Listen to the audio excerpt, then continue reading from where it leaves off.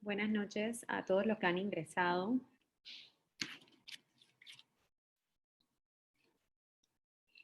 Vamos a esperar unos 5 minutitos más y empezamos.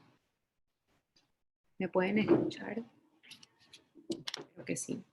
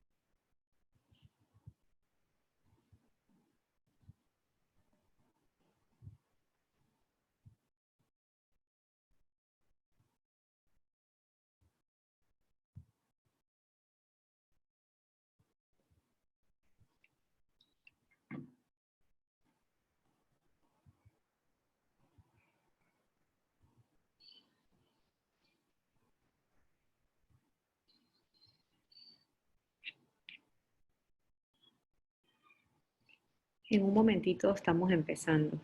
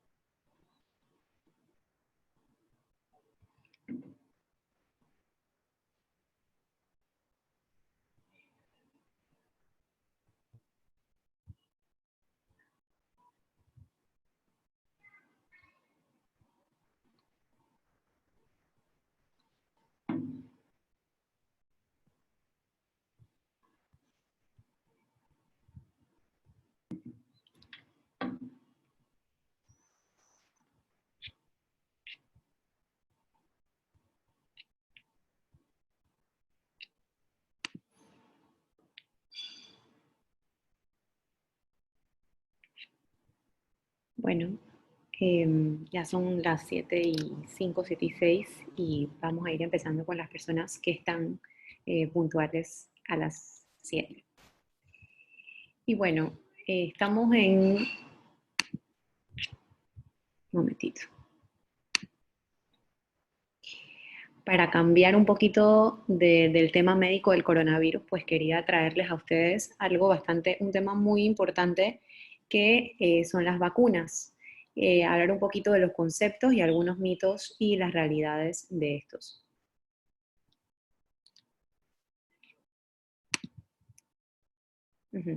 Inicialmente, pues vamos a empezar con algunos conceptos importantes y viendo que las vacunas están sufriendo las consecuencias de su propio éxito. Como las enfermedades inmunoprevenibles pues han ido disminuyendo desde que inició la vacunación y ya no se ven con tanta frecuencia, pues la gente tiende a pensar que no son necesarias cuando es todo lo contrario. Y bueno, otra de las cosas con las que quería empezar es que la situación en la que estamos viviendo es cómo se comporta una enfermedad para la cual no hay vacuna. Y con esta primera diapositiva pues quería mostrar al padre de la vacunología, Edward Jenner, que fue el que descubrió la primera vacuna, que fue la vacuna de la viruela en 1796. Él descubrió que las personas que trabajaban con el ganado sufrían una enfermedad de la piel y no desarrollaban la viruela.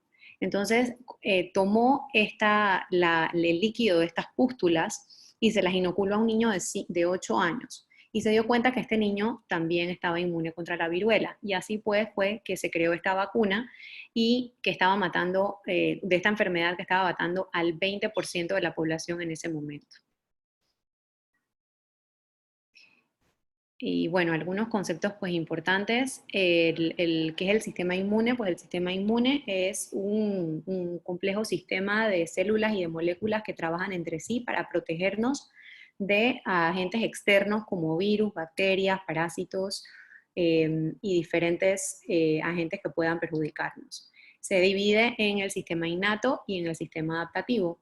El sistema innato es la primera línea de defensa, es la que nos protege cuando nos da un resfriado, cuando tenemos alguna infección en la piel, y es propia de cada individuo, no es transferible. Sin embargo, el sistema adaptativo es más complejo y es el que crea los anticuerpos y el que tiene la memoria inmunológica. Y el objetivo de las vacunas es poder activar al sistema adaptativo y crear una memoria inmunológica para que cuando tengamos en la exposición a la enfermedad, pues ya no nos dé como tal, sino que ya nuestro sistema tiene los anticuerpos para atacarla. Y bueno, la inmunización y la vacunación. La vacunación es el mismo hecho de colocar la vacuna, mientras que la inmunización es cuando se introduce pues la vacuna, el proceso de cómo se activa nuestro sistema inmune. Y esto puede ocurrir pasivamente o activamente. Activamente puede ser natural por la misma enfermedad o artificial con las vacunas. Y la pasiva es la que cuando damos anticuerpos monoclonales, que es un término que se ha estado escuchando mucho últimamente con esto del coronavirus, y inmunoglobulinas. Con respecto a los anticuerpos monoclonales, pues son anticuerpos prefabricados que se introducen y que solamente sirven para determinadas enfermedades. Por ejemplo, existe uno que se le coloca a los niños prematuros y con enfermedades para prevenir el virus sincitial respiratorio que se llama palivizumab. Hay algunos otros anticuerpos monoclonales que se usan para enfermedades crónicas como artritis reumatoide, inclusive para tratar el cáncer. Y bueno, algunos de los tipos de las vacunas más frecuentes son hechas de virus vivos atenuados, de virus inactivados, de vacunas de subunidades recombinantes o de polisacáridos, de vacunas de toxoide, como son la del tétano y la difteria, y las más recientes o las más innovadoras son las que están hechas de DNA y de vectores recombinantes, que son uno de los métodos que están utilizando actualmente para crear la vacuna del coronavirus. Y bueno, para también entender por qué demora tanto en salir una vacuna en una situación de urgencia, lo que pasa es que las vacunas tienen que estar bastante bien estudiadas y probadas para poder aplicarse a nivel de toda la población. Entonces, estas tienen diferentes fases, ¿no? Inicialmente tienen que ser probadas en animales y una vez sean seguras en animales, pues se probarían en el humano. Y todas las fases vigilan la seguridad de la vacuna. Por eso se dice que las vacunas son bastante seguras, a diferencia de lo que muchas personas piensan. Entonces, la primera fase es puramente de seguridad y requiere pocas personas. La fase 2 requiere un poco más de personas y aparte de la seguridad, también evalúa la inmunogenicidad, que significa la capacidad de la vacuna de activar al sistema inmunológico. Y la fase 3, aparte de la seguridad, pues evalúa la eficacia, que es la capacidad de la vacuna de prevenir la enfermedad estudiada. Luego de la fase 1, 2 y 3, pues se comercializa la vacuna y la fase 4 se hace ya son estudios de post-comercialización, que son estudios de efectividad, que miden la efectividad de la vacuna ya en el mundo real, cuando en la fase 3 pues es bastante controlado ese estudio. Por eso a veces a mí me llama la atención cuando dicen que hay vacunas que van a salir en 3 meses y yo estaría como un poquito temerosa de ponerme una vacuna que no tuviese todas estas fases bastante bien aplicadas.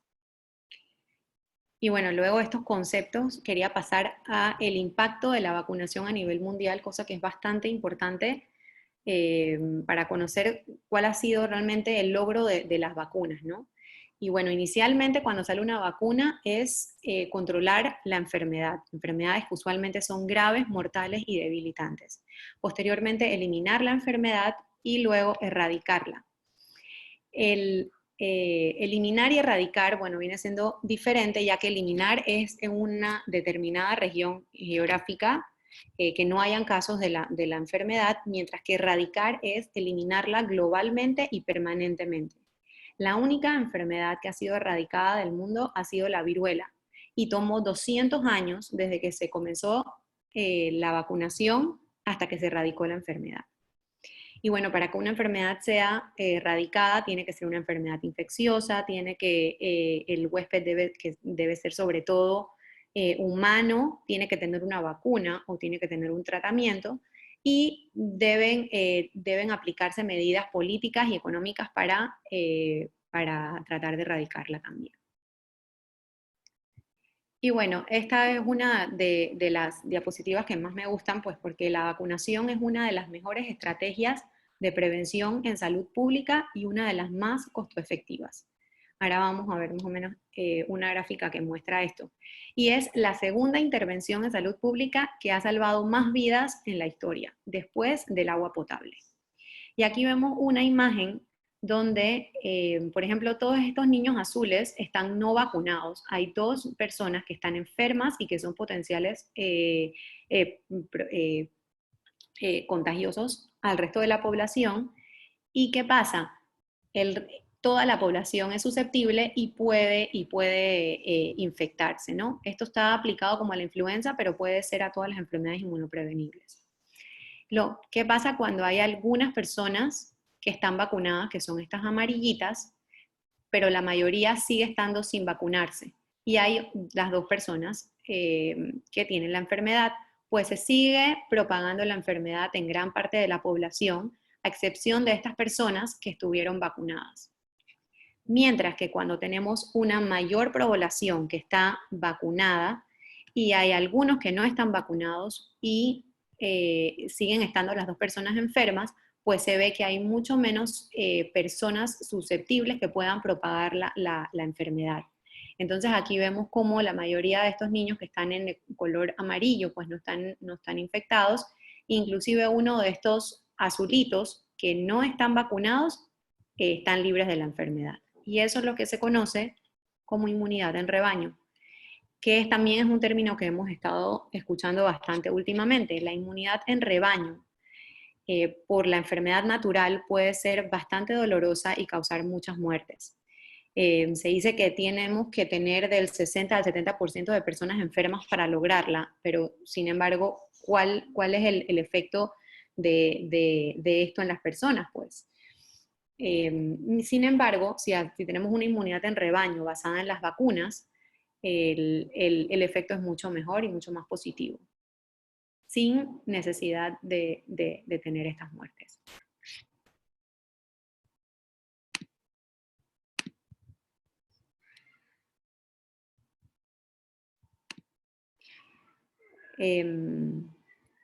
Voy a contestar las preguntas al final, pero pueden ir haciéndolas en el chat.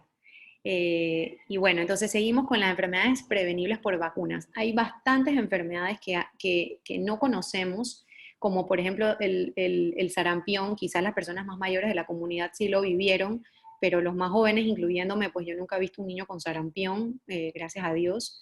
La gripe, la toferina, la tuberculosis, que bueno, todavía la seguimos viviendo, el cólera, que es muy poco frecuente en nuestro medio, no tenemos cólera en Panamá, la enfermedad neumocóxica y el Haemophilus influenza, que causan neumonías graves y meningitis, con secuelas a largo plazo que son inimaginables y muy tristes, pues con sordera y retraso del desarrollo psicomotor, la rabia, la fiebre tifoidea, entre otras. Y así vamos a ver ahorita mismo eh, algo acerca del R0, que es otro de los términos que escuchamos con mucha frecuencia, que significa cuál es la capacidad que tiene una persona, cuántas personas se pueden infectar secundarias a una sola persona infectada.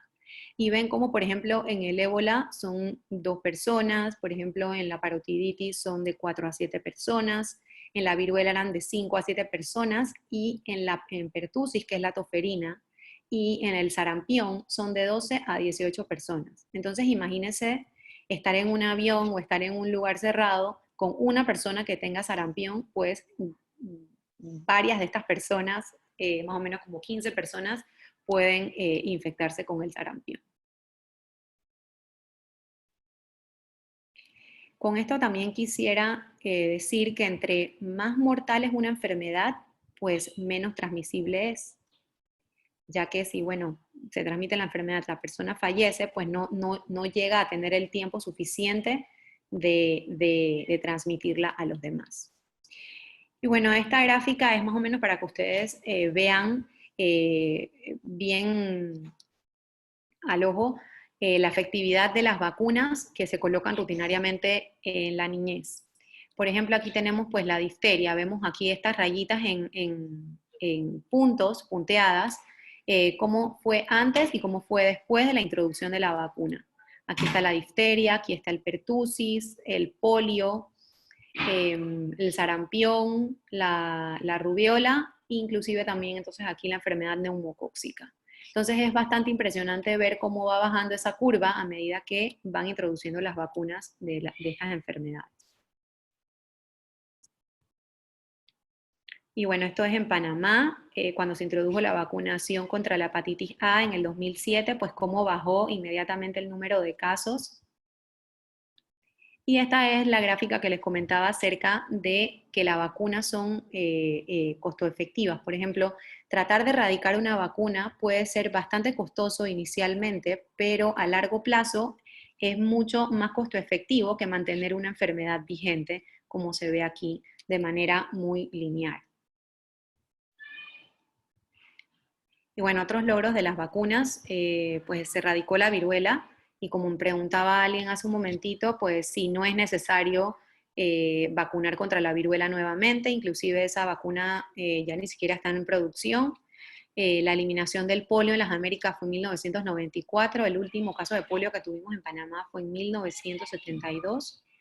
La eliminación de la rubiola en las Américas en el 2015, la rubiola, muchos podrán decir que quizá en personas adultas o en quizá en niños mayores no es solamente una enfermedad que causa rash, pero el problema con la rubiola es la rubiola congénita. Cuando la mujer adquiere la infección durante el embarazo y esta pasa al feto, pues el feto puede nacer con muchas malformaciones, puede quedar con muchas complicaciones a largo plazo. Y también pasa pues con la eliminación del tétano materno y neonatal en el 2017. Y bueno, ahora, más o menos, ahora lo voy a comentar también, pero en 1998, un pseudocientífico llamado Andrew Wakefield, él publicó en la revista Lancet un artículo que decía que asociaba las vacunas de la MMR con con el autismo. Y posteriormente a esto, pues inclusive también antes, se ha formado un grupo de personas que están en contra de las vacunas y esto ha provocado el resurgimiento de las enfermedades prevenibles por vacunas. Claro que esto no sucede solamente por este grupo de personas, sino también a veces por el acceso que de las personas no tengan a la vacunación. Y por ejemplo, bueno, con el polio, pues el polio ha resurgido en muchas áreas de África, en Filipinas, y ahora cuando se da la recomendación que cuando uno va a viajar a estas áreas, pues hay que colocarse una dosis de refuerzo de polio. Polio es una enfermedad bastante discapacitante. En esa fotito del frente pueden ver pues lo que se llama pulmón de hierro. Tenemos una réplica de eso, bueno, un original en el hospital donde trabajo.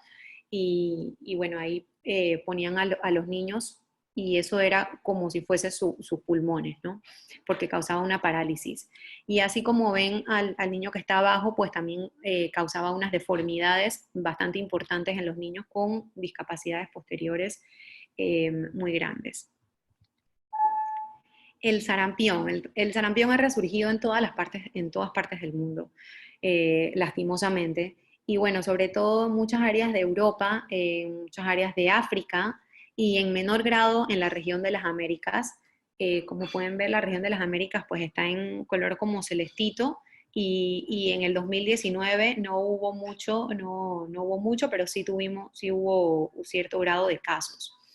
Okay, por ejemplo, en el 2019 pues, hubo un total de 20.554 casos confirmados en las Américas, incluidas 19 defunciones, en 14 países y territorios de la región, tanto en América del Norte como en América del Sur. Panamá, por suerte, no reportó ningún caso de sarampión y nuestra cobertura vacunal está bastante alta.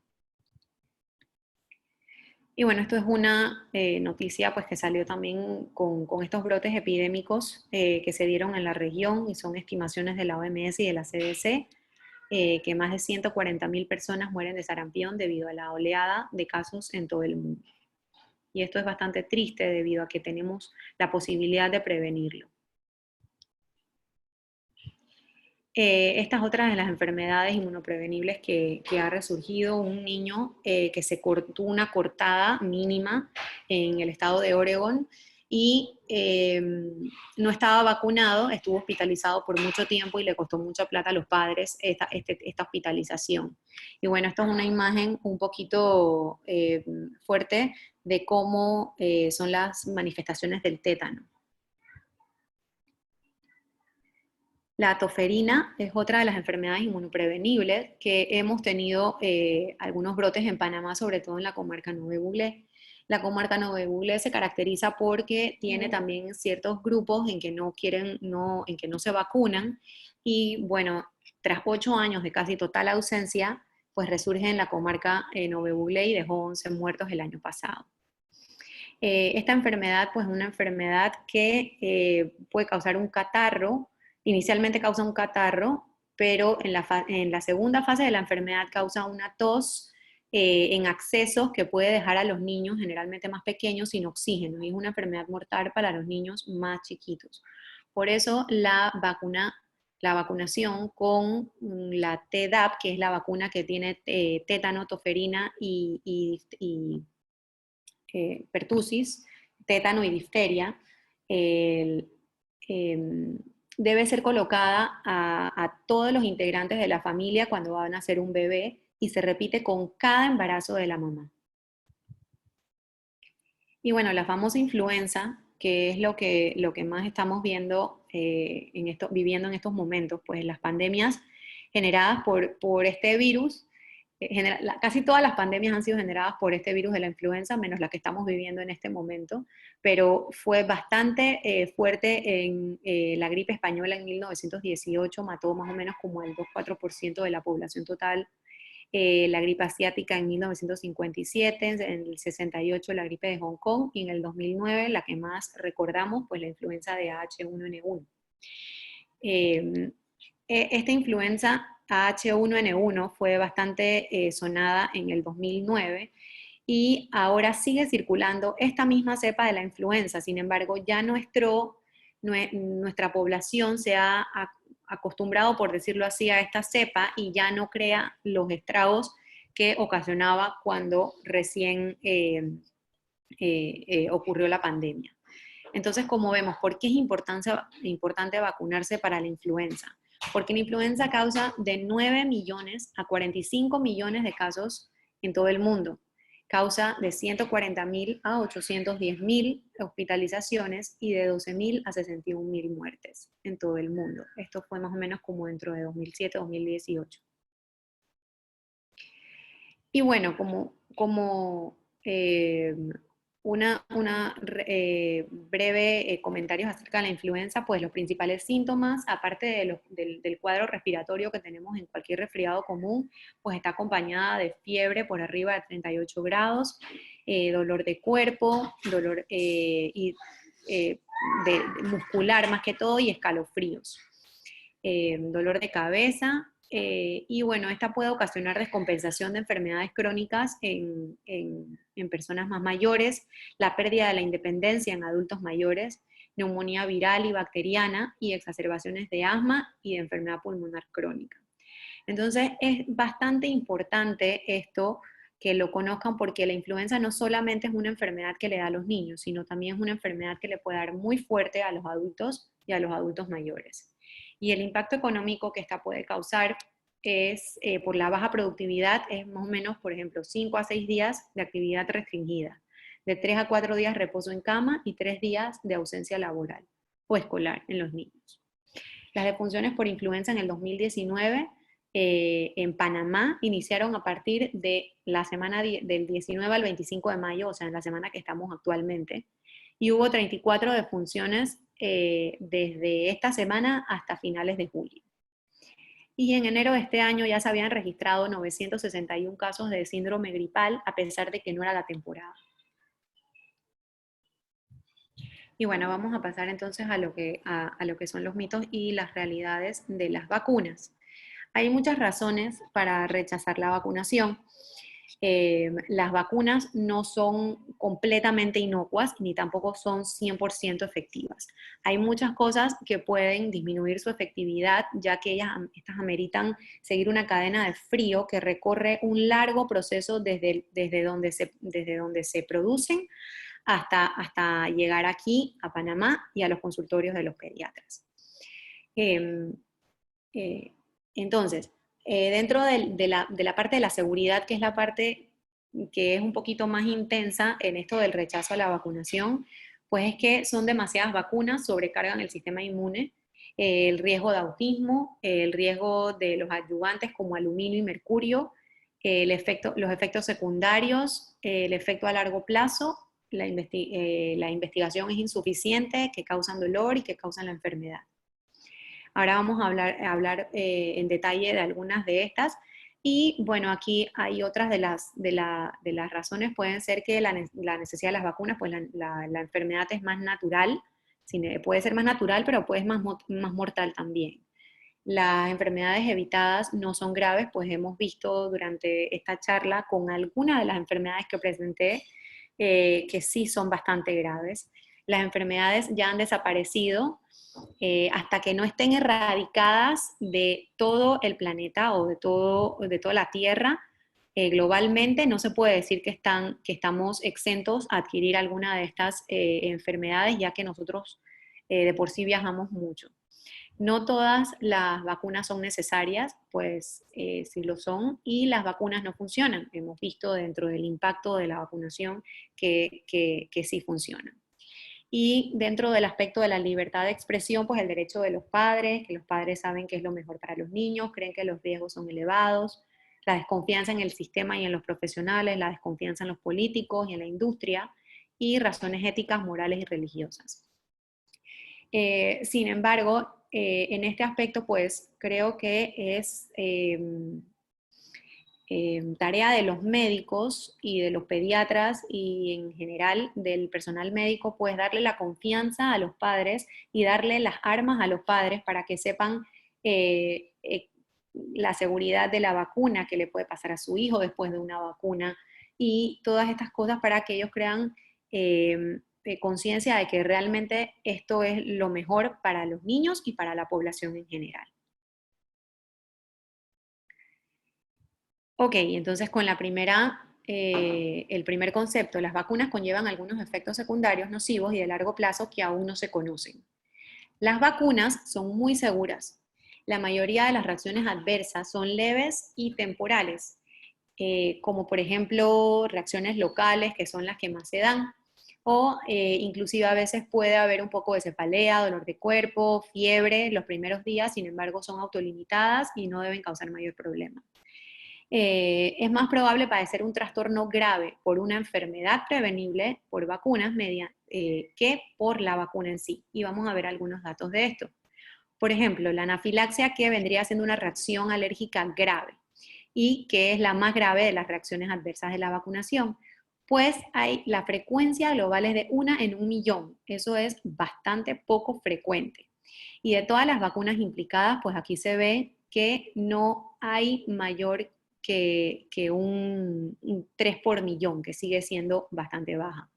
Por esta razón, todas las personas que vayan a vacunarse de todas maneras deben hacerlo en un consultorio o en una institución de salud segura donde tengan la alternativa de colocarse el antídoto para esta anafilaxia.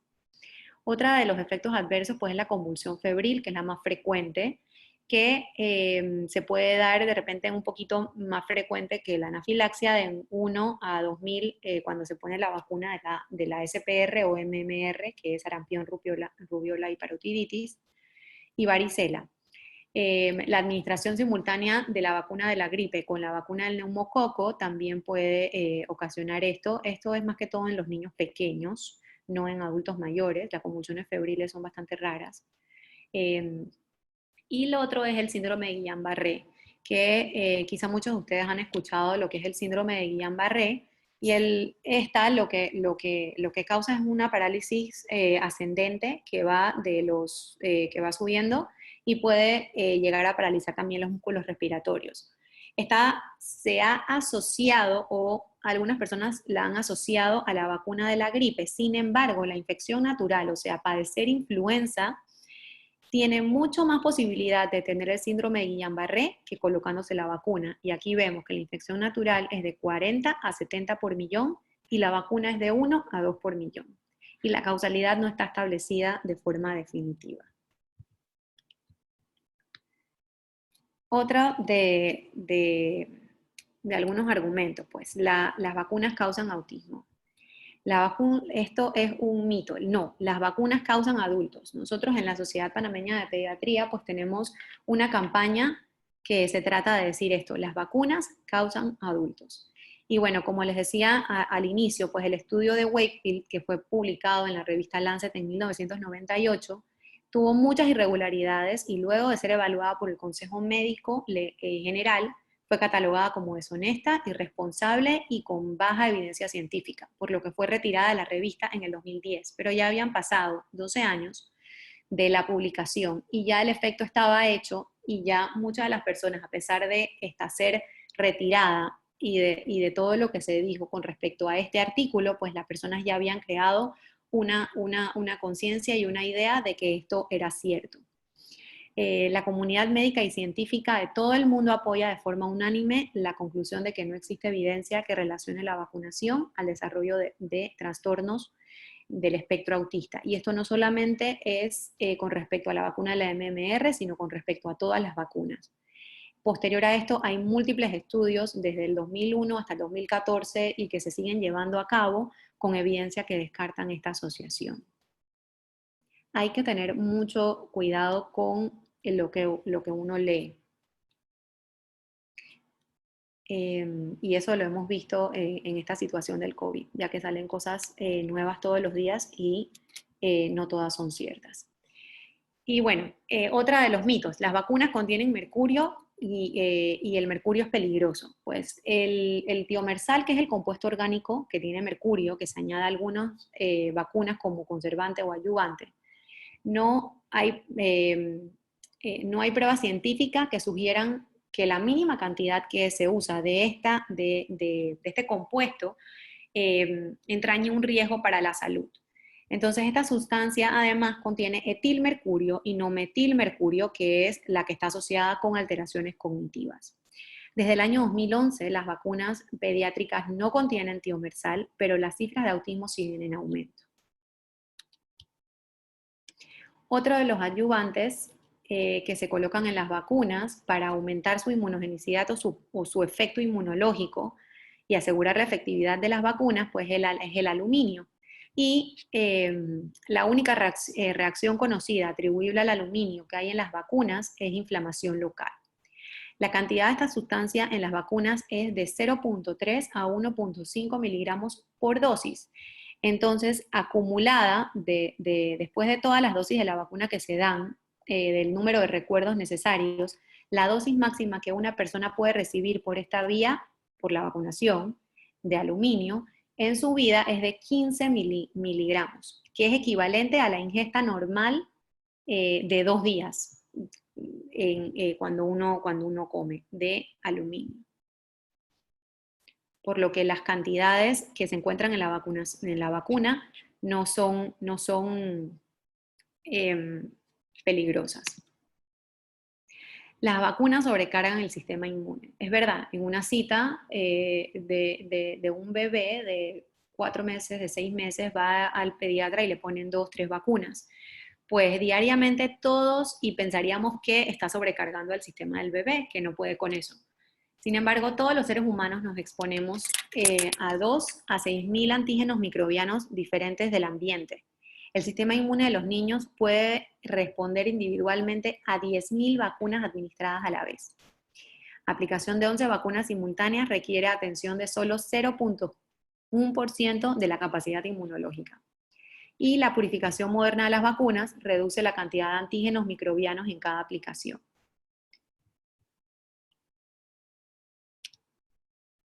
Así que esto es un mito. Otros mitos. Las mejores condiciones de higiene y saneamiento harán desaparecer las enfermedades, las vacunas no son necesarias. Pues esto no es así. Sí es verdad que la higiene y el saneamiento es importante y básico para la buena salud. Vemos que estas enfermedades respiratorias y otras enfermedades como el rotavirus y esto se pueden transmitir por gotitas respiratorias. Entonces, a veces que no hay manera de controlar eso con la higiene y el saneamiento. Claro que sí es importante pues estar, cuando uno tose, hemos estado aprendiendo en esta pandemia que tenemos que hacerlo sobre nuestro codo y no sobre nuestras manos. Sin embargo, esto es a veces un poco difícil de crear esta costumbre, ¿no? Es mejor la inmunización por la enfermedad que por las vacunas, pues vimos en las diapositivas iniciales que esto no es así. La enfermedad puede ser mucho más mortal y mucho más discapacitante que las mismas vacunas. Las enfermedades de la infancia prevenibles mediante vacunación son algo inevitable en la vida, pues sí son evitables porque existen las vacunas que las pueden evitar. Y son enfermedades que no necesitamos para poder sobrevivir. La gripe es solo una molestia y la vacuna no es muy eficaz, pues la gripe no es solamente una molestia y la vacuna sí es eficaz. Muchas personas pueden pensar o pueden decir, me puse la vacuna de la influenza y me dio influenza. Bueno, existen varios tipos de vacunas de la influenza. Hay algunas, hace unos años atrás en Panamá se ponía la vacuna que estaba hecha de virus vivos atenuados. Y esta vacuna quizá pudiese simular un poco la enfermedad de la influenza. Pero en estos momentos se está poniendo la vacuna de virus inactivado. Y los virus inactivados no son capaces de reproducir la enfermedad en nuestro cuerpo.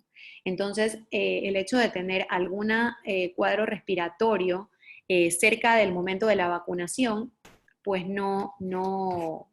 es probablemente algo coincidental más que causal por la vacuna. Otra cosa es que las vacunas son solo para los niños. Esto es un concepto bastante errado. Y bueno, aquí con esta diapositiva estamos casi terminando la charla, pues que la vacunación después de ser niño. Es sumamente importante seguir los esquemas de vacunación una vez ya se pase la edad de ser escolar, de estar en el pediatra. Por ejemplo, los niños de 5 a 19 años tienen que estar pendientes de su esquema de vacunación de niños para saber si hace falta algún refuerzo, si hace falta alguna dosis, y hay que estar muy pendientes de las vacunas que tengo mencionadas aquí, como por ejemplo el polio intramuscular, la hepatitis, la MMR, el neumococo conjugado y polisacárido, la influenza, la vacuna del papiloma humano, que ayuda a prevenir el cáncer de cervix, y el Tdap, que es la que les comentaba acerca de, que es la del tétano, la difteria y el pertusis, que es la toferina. Las mujeres en edad fértil y embarazadas tienen que ponerse la vacuna de la influenza, ya que la influenza en estado del embarazo puede ser más letal. El Tdap es la vacuna que se coloca para prevenir, como dije anteriormente, tétanos, difteria y pertusis. Y esta es la que se debe colocar no solamente en la madre, sino en todas las personas que vivan o que estén en el entorno de un niño recién nacido. La MR, que vendría siendo el sarampión con la rubiola, y la varicela, que no se debe colocar en el embarazo igual que la MR, sino en la edad fértil, para prevenir que una persona que no le ha dado varicela en toda su vida le dé varicela en el embarazo, y esto puede afectar al feto bastante mal. En los adultos mayores de 60 años, es la otra población que está bastante en riesgo, aparte de los niños, ya que cuando llegan a una cierta edad, el sistema inmunológico se va debilitando, y es lo que predispone a estas personas a tener enfermedades más graves, inclusive como cáncer, como enfermedades autoinmunes y estas enfermedades prevenibles por vacunas. Entonces es importante que se pongan igual la Tdap, la influenza, la vacuna del neumococo y la vacuna del herpes zóster, que no está dentro de nuestro esquema de vacunación, pero también está recomendada. Y en la población general, pues que somos quizá los adultos entre 20 y 60 años, pues la vacunación en nosotros nos va a impedir la enfermedad a nosotros, y también va a impedir la enfermedad a nuestros seres queridos y al resto de la población. Por eso es importante que toda la familia esté vacunada, que toda la comunidad esté vacunada. Afortunadamente en Panamá tenemos uno de los mejores programas de inmunización de la región latinoamericana. Somos prácticamente los primeros que empezamos a implementar la vacunación de varicela, de la influenza. Cada vez que sale una vacuna nueva, pues Panamá es uno de los pioneros en colocarla, cosa que deberíamos estar bastante agradecidos, porque eso es gratis en el Ministerio de Salud. Y bueno, con esto concluyo. Esta es una imagen de mi otra casa en Tiberias, en Israel. Y bueno, si tienen alguna pregunta, pues a la orden. Me alegro que todos los que hayan estado aquí lo hayan disfrutado.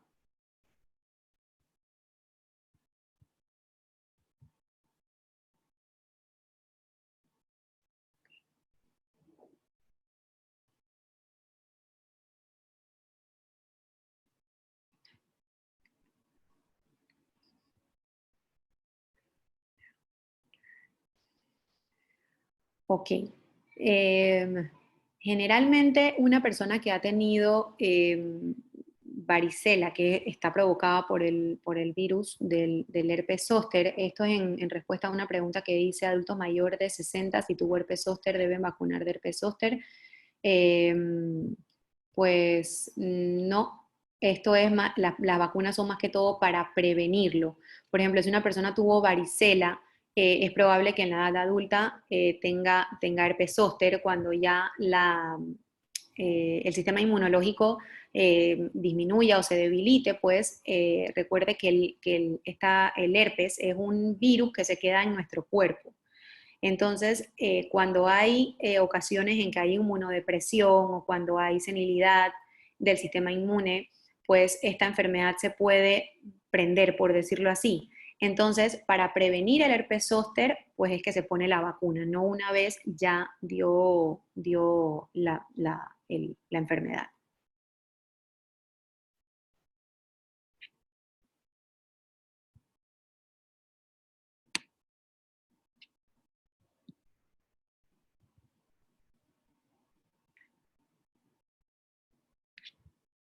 Y bueno, ¿alguna otra pregunta?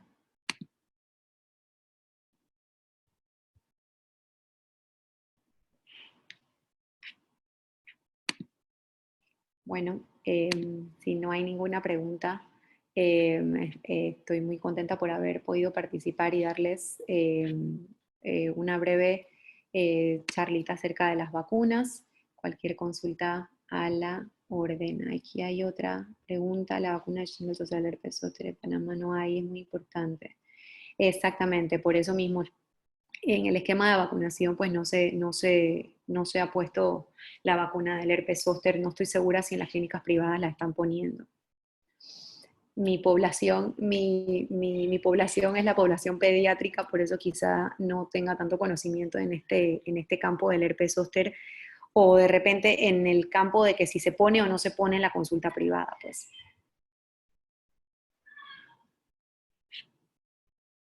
Ok, gracias.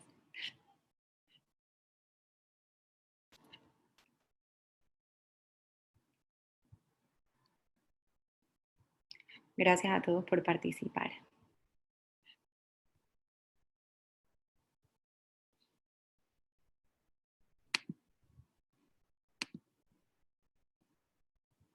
Ade, hay como 100 vacunas eh,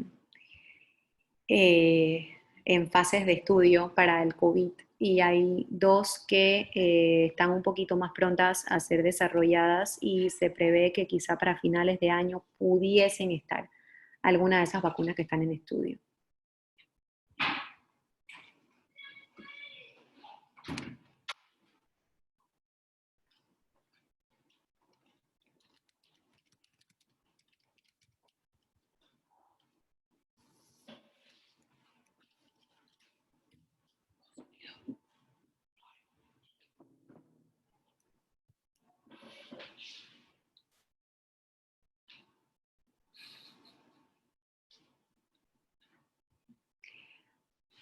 Oh, ok, ajá.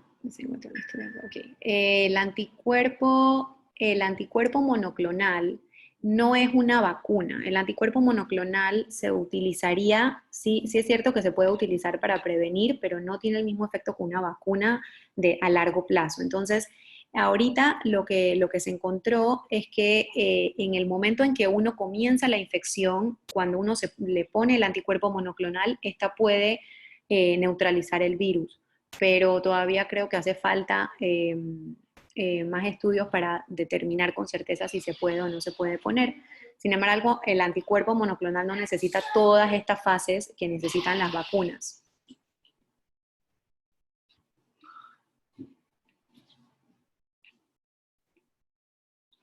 Gracias a todos por asistir.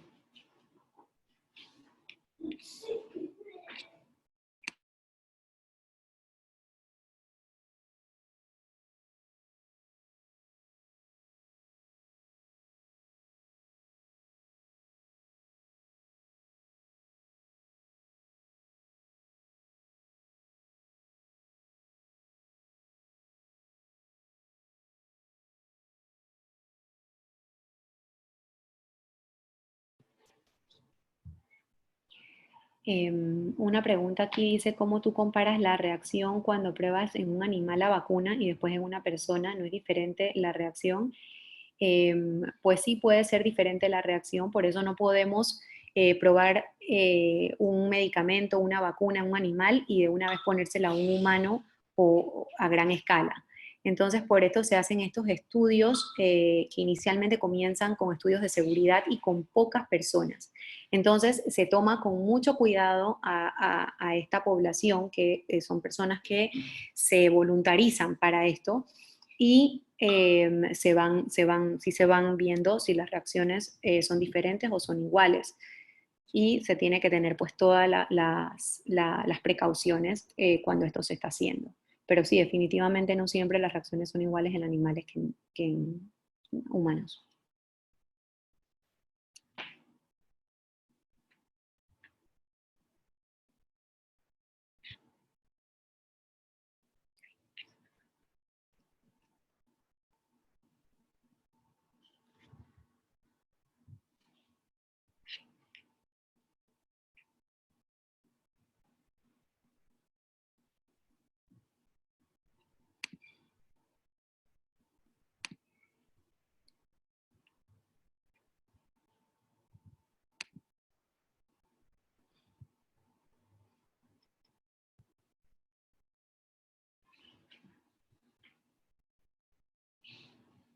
Mm.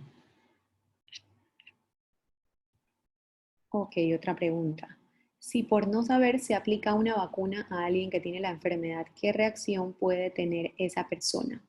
Bueno, eso dependerá de qué tipo de vacuna es. Como dije, las vacunas inactivadas y las vacunas recombinantes, conjugadas, polisacáridos, que son la mayoría de las vacunas que aplicamos en este momento, no tienen el poder de replicar la enfermedad en el cuerpo y esto no debería ocasionar pues, mayor problema.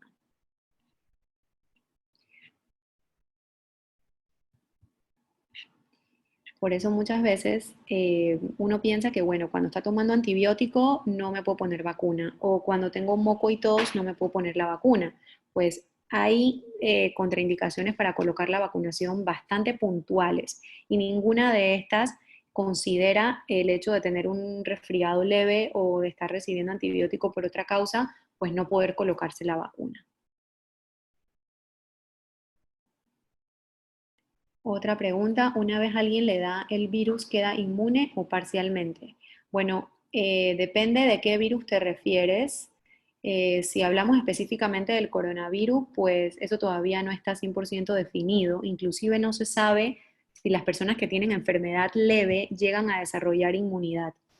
Eh, y por cuánto tiempo es que se mantienen estos anticuerpos en nuestro organismo. Así que eso todavía no se puede saber con exactitud.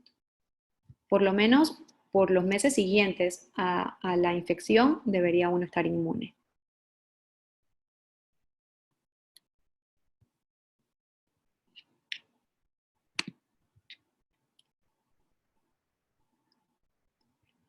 Creo que me preguntan aquí, ¿ya está definido si te da COVID, si te puede volver a dar o aún no es confirmado? Bueno, creo que contesté esa pregunta hace un momentito.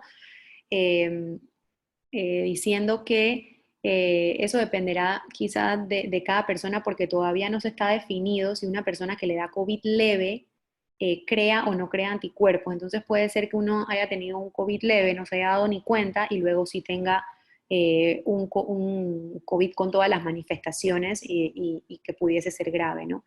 En una persona que tiene una enfermedad grave por COVID, sí es un poco más, sí crea anticuerpos, pero no se sabe con exactitud cuánto tiempo duran estos anticuerpos en su sangre o en su organismo.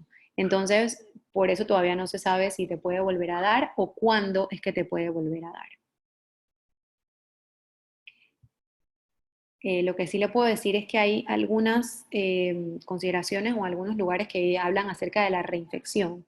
Sin embargo, esto no es reinfección de por sí. O sea, lo que pasa es que como habían estado utilizando la prueba de PCR para determinar este tipo de reinfecciones, pues la PCR es un estudio, un examen que te detecta material genético.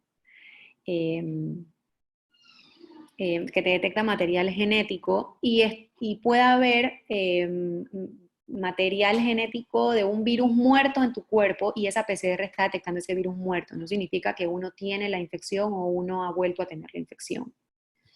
Si uno está totalmente asintomático, claro. Si uno tuvo la infección, se le fue y han pasado meses y uno posteriormente vuelve a tener la infección, pues una PCR positiva sí diría que uno ha vuelto a tener la infección, pero eso no sea eh, eh, determinado o no se ha documentado.